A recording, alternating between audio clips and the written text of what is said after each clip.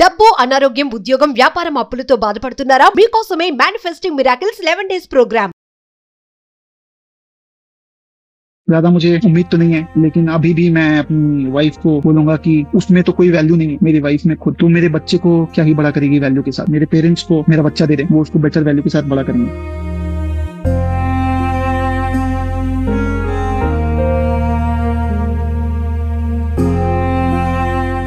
నమస్తే, welcome to Suman TV. ప్రస్తుతం మనతో పాటు ఉన్నారు former deputy director, ministry of defence, 20 years above experience ఉన్నటువంటి యూపీఎస్సీ టీచింగ్లో బాలలత మేడం ఉన్నారు. మేడంతో మాట్లాడదాం.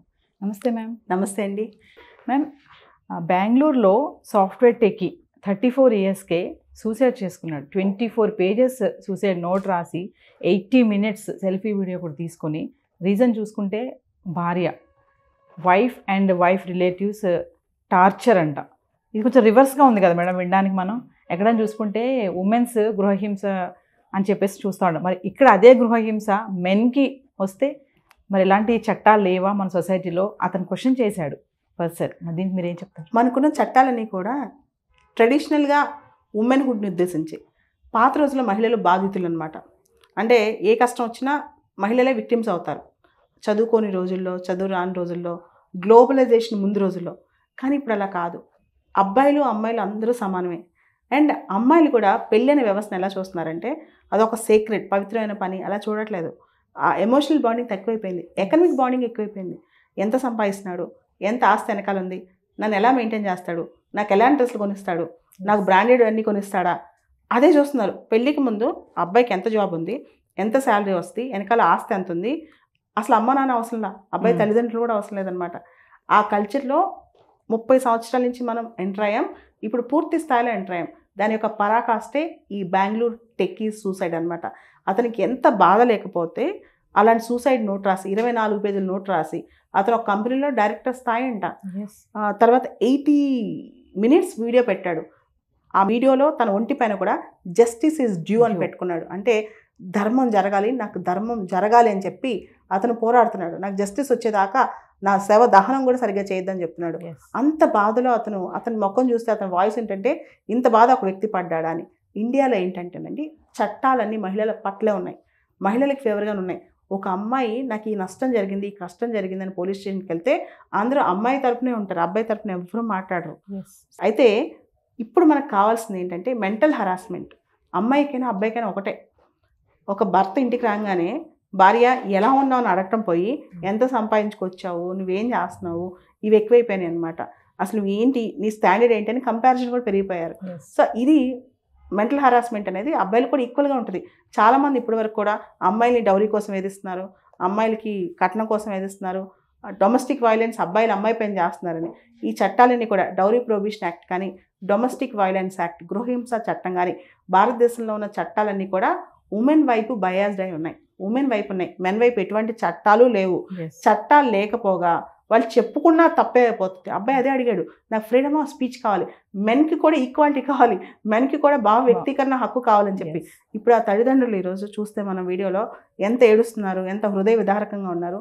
ఇటువంటి పరిస్థితి ఎందుకు వచ్చింది అంటే, ఇతను అమ్మాయి డివోర్స్ అడిగింది, ఇతను డైవర్స్ పిటిషన్స్ ఉన్నాయి, ఇతని పైన చాలా ఫేక్ కంప్లైంట్స్ ఇచ్చింది. చిన్న బాబు ఉన్నాడంటే బాబుని కూడా ఎత్తుకుపోయింది. పిల్లోని చూడాలన్నా లక్షల్లో డబ్బులు కట్టాలంట అమ్మాయికి. అండ్ నెల 40,000 ఇస్తాడంటే చాలదు. అమ్మాయి జాబ్ చేస్తుంది, నాకు అది చాలదు, నాకు 2 లక్షలు ఇవ్వు, 3 లక్షలు ఇవ్వు అని అడుగుతుందంట. అంతేకాదు డివోర్స్ కావాలంటే కోట్లు ఇవ్వు. ఈ అబ్బాయి సూసైడ్ నోట్లో జడ్జి గురించి కూడా రాశాడు. ఉత్తరప్రదేశ్లో ఆ జడ్జి లంచం ఇస్తేనే పని చేస్తాయి అని చెప్పి కూడా ఎలిగేషన్ వేశాడు. పోలీస్ డిపార్ట్మెంట్స్ అందరూ కూడా అమ్మాయికే సపోర్ట్ చేస్తున్నారు. అది ఈ అబ్బాయి ఒక కేసు, ఈ అబ్బాయి బయటకు చెప్పుకోగలుగుతున్నాడు. చాలామందిలో ఈ ఇంతకుముందు ఐపీసీలో 498A సెక్షన్, ఇప్పుడు భారత న్యాయ సంహిత వచ్చింది, ఇంతకుముందు ఐపీసీ. ఈ సెక్షన్ ఏంటంటే అమ్మాయిలకు ఒక వెపన్ అనమాట. దాది మిస్యూజ్ అయింది, యూజ్ అయింది. అమ్మాయిల కోసం పెట్టిన సెక్షను, కానీ అమ్మాయిలు దాన్ని చాలామంది మిస్యూజ్ చేశారు. నాకు తెలిసిన ఒక కేసులో ఎక్కడో ముంబైలో ఆడబడుచు ఉంటుంది, ఆడబడుచు మీద కూడా కేసు వేసేసారు. ఈమె కూడా వచ్చి డౌరీ అడిగేసింది, హెరాస్ చేసేసిందని. అంటే అంత మిస్యూజ్ అవుతున్న చట్టం అనమాట. పోలీస్ స్టేషన్కి ఒకసారి వెళ్ళి అమ్మాయి నన్ను డౌరీ హెరాస్మెంట్ చేశారంటే ప్రైమా ఫేసి ఎఫ్ఐఆర్ చేసేస్తున్నారు. చేసేసి ఆ తర్వాత స్టోరీ అనమాట. వీళ్ళు వెళ్ళి కాళ్ళ వేళ్ళ పడినా స్టోరీ ఆగట్లేదు. ఈ అబ్బాయి కేసులో జెండర్ న్యూట్రల్ లాస్ అనేవి చాలా ఇంపార్టెంట్.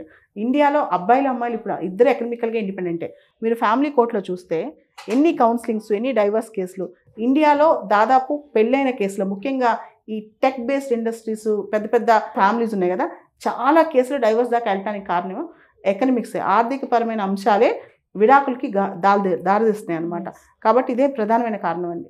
ఇంకో విషయం ఏంటంటే మేడం, అతను చెప్పింది ఆ 24 పేజెస్ సూసైడ్ నోట్లో, నాకు కనుక జస్టిస్ దొరికితే నా దహన సంస్కారాలు మంచిగా గంగా నదిలో చేయండి, దొరకకపోతే మాత్రం ఏదైనా డ్రైనేజ్లో పడేయండి. అంటే ఎంత టార్చర్, ఎంత అలసిపోయి ఉంటే ఆ మాటలు చెప్తున్నాడు. అంటే మెంటల్లీ అంటే ఇలాంటి సిచ్యువేషన్ వచ్చినప్పుడు మేడం మైండ్ ఎలా ఉంటుందంటే స్ట్రాంగ్గా ఉండలేరా వాళ్ళు? ఖచ్చితంగా ఈ అబ్బాయి ఎంతో ఫేస్ చేసి ఉంటాడు.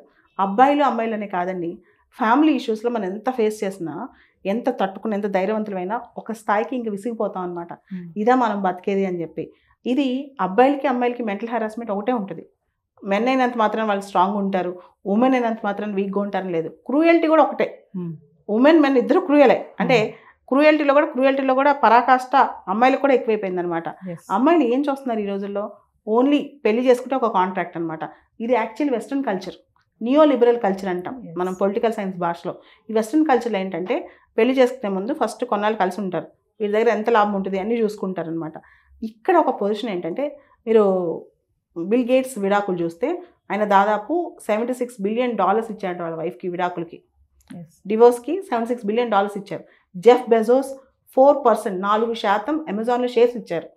సో అమెరికాలో ఏమైపోయిందంటే, వెస్ట్రన్ కల్చర్ అమెరికాలో, యూరోప్లో పెళ్లికి ముందే ఒకవేళ మనం విడిపోవాల్సి వస్తే నేను నీకు ఇంతే ఇస్తానని చెప్పి ప్రీ న్యూపిటల్ అగ్రిమెంట్స్ లేదా ప్రీ మ్యారేజ్ అగ్రిమెంట్స్ చేసుకుంటున్నారు. భారతదేశంలో కూడా ఆల్మోస్ట్ అదే కండిషన్స్ వచ్చేసాయి. పెళ్ళి అనేది ఒక సాక్రెడ్ థింగ్ అని పక్కన పెట్టేసి ఒక కాంట్రాక్ట్ అయిపోయింది. నువ్వెంత సంపాదిస్తావు, నువ్వెంత తెస్తావు, నన్ను ఎంత హ్యాపీగా ఉంచుతావు, నాకు ఎంత బ్రాండెడ్ కొనిస్తావు, నా లైఫ్ ఎంత కంఫర్టబుల్గా ఉంటుంది, నేను ఎంత హ్యాపీగా ఉంటాను నేను పెళ్లి చేసుకోవడం వల్ల. మెటీరియల్ థింగ్స్తో హ్యాపీనెస్. పెళ్ళి అనేది ఒక మెటీరియల్ థింగ్, దానిలో వచ్చే హ్యాపీనెస్. ఆ హ్యాపీనెస్ కోసం పరుగులాడుతున్నారు అమ్మాయిలు అనమాట. ఇప్పుడు ఎంత ఎక్స్ప్లోర్ చేద్దాం, వీడి దగ్గర ఎంత తీసుకుందాం, లైఫ్లో ఎంత సెటిల్ అవుదాం, నువ్వు ఇంత ఇస్తావా అంత ఇస్తావా. ఈ కేసు ఒక్కటి మనకు బయటకు వచ్చింది ఎందుకంటే అబ్బాయి ఓపెన్గా చెప్పి సూసైడ్ చేసుకున్నాడు. చాలామంది చెప్పకుండా నలిగిపోతున్న వాళ్ళు, చాలామంది చెప్పకుండా సూసైడ్లో వెళ్తున్న వాళ్ళు చాలామంది ఉన్నారనమాట. ఇలాంటి మోసాలు అనేవి భారతదేశంలో పెళ్లి పేరిట మోసాలు, తర్వాత ఇష్టం పేరిట మోసాలు దేశంలో విపరీతంగా పెరిగిపోతున్నాయి. మీరు చూస్తే ఫ్యామిలీ కోర్ట్స్ మొత్తం నిండిపోయాయి. మీరు ఇది బెటర్ ఒకసారి ఫ్యామిలీ కోర్ట్ దగ్గరికి వెళ్ళి అసలు ఇష్యూస్ ఒకసారి చూడండి, చిన్న చిన్న ఇష్యూస్. అండ్ విచిత్రం ఏంటంటే పాత రోజుల్లో ఎంత పెద్ద ఇష్యూ అయినా సరే విడాకుల దాకా వెళ్ళేవాళ్ళు కాదు, కానీ ఇప్పుడు అలా కాదు. నాకు ఈరోజు చికెన్ పెట్టలేదు అంటే విడాకులు. ఓకే, చాలా ఏమంటే ఈగో అనమాట. నేను చెన్నైలో ఒక చోట ఉండేదానండి, ఒక డిఫెన్స్ క్వార్టర్స్లో నేను ఒక ఆఫీసర్గా చేశాను అనమాట. మా స్ట్రీట్లో అన్ని స్టేట్స్ వాళ్ళు ఉండేవాళ్ళు, మొత్తం ఆడపిల్లలందరూ విడాకులు అయిన వాళ్ళే. ప్రతి ఇంట్లో ఆడపిల్ల పెళ్ళైపోయి ఇంటికి వచ్చిన అమ్మాయి. ఎందుకు వచ్చేసారంటే మొగుడిపైన అలిగి. ఒకసారి అడిగా, నువ్వు ఎందుకు వచ్చేసావమ్మా అని పక్కింట్లో ఒక అమ్మాయిని, పెద్ద డిఫెన్స్ ఆఫీసర్ కూతురు అనమాట. వాళ్ళు ఇంట్లో రెగ్యులర్గా చికెన్ తినరు, నాకు రోజు చికెన్ కావాలి, 1 వీక్ పెట్టలేదు అందుకే వచ్చేసానని. అంటే ఇంత చిన్న చిన్న విషయాలకు కూడా విడాకుల దాకా వెళ్ళిపోతున్నారనమాట. అంటే సర్దుకునే మనస్తత్వం, పెంపకంలో కూడా లోపం ఉందండి సమాజం. ఇప్పుడు అమ్మాయిని పెంచిన తల్లిదండ్రులు చూడండి, అక్కడ అమ్మాయి తప్పని నేను అన్నాను. అమ్మాయిని ఎలాంటి తల్లిదండ్రులు పెంచారు, అసలు ఒక ఇంటికి వెళ్ళి అడ్జస్ట్ అవ్వటం అంటే, అమ్మాయిలు అడ్జస్ట్ అవ్వాలంటే అబ్బాయిలు కూడా అడ్జస్ట్ అవ్వాలి, అమ్మాయిలు కూడా అడ్జస్ట్ అవ్వాలి. ఈ అడ్జస్ట్ అవ్వటం అనేది నేర్పించకపోవటం, ఇవన్నీ ఇష్యూస్ అనమాట. మేడం ఒక విషయం చెప్పండి, ఉమెన్కి ఏదైనా సమస్య వస్తే ఇమీడియట్లీ స్పందిస్తుంది కదా సొసైటీ, మరి మెన్కి ఒక సమస్య వస్తే ఎందుకు అంటే సమాజంలో ఏమైనా మార్పులు రావాలి అంటారా? సమాజంలో రావాలి, చట్టాల్లో రావాలి, మనం చూసే దృక్పథంలో రావాలి. అసలు పెళ్ళి అనే వ్యవస్థ పైన మళ్ళీ విలువ పెరగాలి. పెళ్ళి అనేది ఒక మెటీరియల్ సంబంధం అయిపోయింది. ఇప్పుడు ఉమెన్ మ్యాన్ అని కాదు, ఏదో ఒక కాంట్రాక్ట్ రిలేషన్, మెటీరియల్ రిలేషన్ అయిపోయిందనమాట. అది ఎమోషనల్ బాండింగ్ పోయింది. ఈజీగా ఒక మనిషిని ఇంకో మనిషి ఈజీగా వదులుకునే స్థితి వచ్చేసింది అనమాట. ఏముందిలే నా డబ్బులుంటే చాలు, లైఫ్ పార్ట్నర్ లేకపోయినా పర్లేదు అనే దీనిలోకి వచ్చేసారు. దాంతోపాటు అంటే అనకూడదు కానీ సెలబ్రిటీస్ కూడా రోల్ మోడల్స్ అయిపోతున్నారు. ఈరోజు విడాకులు ఇచ్చి రేపు పొద్దున మళ్ళీ కొత్త పెళ్లి చేసుకుని దాన్ని మళ్ళీ పబ్లిక్లో చూపించుకుని పెద్ద పెద్ద సెలబ్రిటీస్ చేసేసారు. అంటే బాలీవుడ్ నుంచి టాలీవుడ్ వరకు, స్పోర్ట్స్ స్టార్స్ నుంచి, ఫిల్మ్ స్టార్స్ నుంచి, పొలిటీషియన్స్ నుంచి, వాళ్ళకు కూడా అనేది. పాత రోజుల్లో ఒక వివాహం సరిగా లేకపోయినా, ఒక కష్టం వచ్చినా, ఒకరిపైన బరువంతా పడినా ఇండిపెండెంట్గా పోరాడి ఫ్యామిలీని ముందుకు తీసుకెళ్లేవాళ్ళు. కుటుంబం కోసం జీవితం త్యాగం చేసేవాళ్ళు. పిల్లల కోసం నా లైఫ్ పోతే పోయింది, నా పిల్లలు బాగుండాలని. ఇప్పుడు అట్లా కాదు. బయట పబ్లిక్లో ఎవరేమనుకున్నా నాకు సంబంధం లేదు, ఇమేజ్ ఎలా పోయినా సంబంధం లేదు, నువ్వు ఎలాంటి రోల్ మోడల్స్ జనానికి ఇస్తున్నావో సంబంధం లేదు. అంటే పేర్లు చెప్పడం అనవసరం, కానీ ఈ రోజులో మీరు చూడండి పెద్ద పెద్ద వాళ్ళు డివోర్స్ అనేది ముఖ్యంగా గ్రే డైవర్స్ బాగా పెరిగిపోతుంది. అంటే లేట్ వయసులో డైవర్స్లు 20 ఏళ్ళు కాపురం చేసి 25 ఏళ్ళు కాపురం చేసి ఎందుకు వదిలేస్తున్నారంటే పెళ్ళి అనేది ఒక ఆ ఎమోషనల్ బాండ్ కనెక్ట్ ఇవ్వలేకపోతుంది. పెళ్ళి 20 సంవత్సరాల తర్వాత కనెక్ట్ ఎందుకు ఉండట్లేదండి? మనం ఆలోచిస్తే ఎందుకు ఉండట్లేదు చెప్పండి? అండర్స్టాండింగ్ ఎందుకు లేదు? ఇన్ని సంవత్సరాలు కలిసి ఉన్నాడు అండర్స్టాండింగ్ ఎందుకు ఉండదు? మనుషులు నాకు తప్పులు చేస్తారు కదా, అండర్స్టాండింగ్ ఎందుకు ఉండట్లేదు? అడ్జస్టింగ్ నేచర్ ఎందుకు ఉండట్లేదు? అది మన సోషల్ మీడియా ప్రభావం, సినిమాల ప్రభావం, మనం చూసే రోల్ మోడల్స్ ప్రభావం, మన పెంపకం ప్రభావం, మన కుటుంబ వ్యవస్థ ప్రభావం, అంతెందుకు మనం ఓవరాల్ మన mindset. So we are prioritising economics over emotions, అంతే. బాండింగ్స్ ఓవర్ ఎకనమిక్స్ అనమాట. నేను కంఫర్ట్ నుంచి ఈ మధ్య గ్రే డైవర్స్ అనేది చాలా ట్రెండ్ అవుతుంది అనమాట. అంటే మేడం మహిళా సంఘాలలాగా పురుషుల సంఘాలు కూడా రావాలా? అసలు అందరిలో రావాలి, అవగాహన రావాలి. ఫస్ట్ జెండర్ న్యూట్రల్ రాస్ అంట. జెండర్ న్యూట్రల్ రాస్ అంటే డొమెస్టిక్ వైలెన్స్ అబ్బాయికైనా అమ్మాయికైనా ఒకటే, మెంటల్ హరాస్మెంట్ అబ్బాయికైనా అమ్మాయికైనా ఒకటే, ఎకనమిక్ ఎక్స్ప్లాయిటేషన్ అబ్బాయికైనా అమ్మాయికైనా ఒకటే. అలాంటప్పుడు అమ్మాయిల తరపున చట్టాలు ఎందుకు ఉండాలి? Thank you. Thank you.